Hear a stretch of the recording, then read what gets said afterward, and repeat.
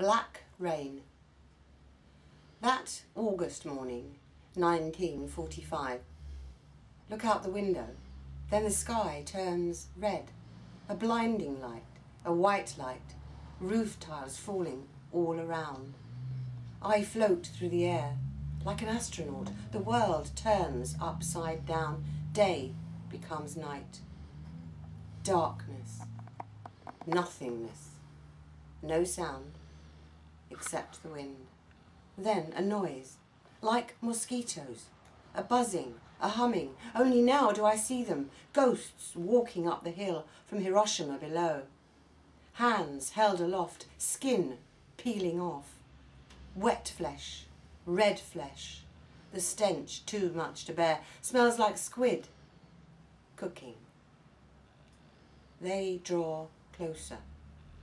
Drove after drove of living dead. Water, we need water, they beg. So I give them dregs from the well.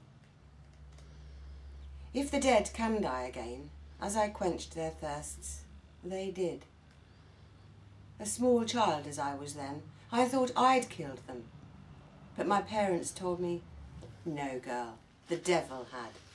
He'd laughed so much that day, tears streamed down his face and fell as poisoned rain. My tears long since dried. Yet still I feel to blame. 63 years on, my guilt remains. And my penance? The kimono I was wearing. Red dragons breathing fire, its pattern branded on my skin. Such is my legacy. Such is humanity's.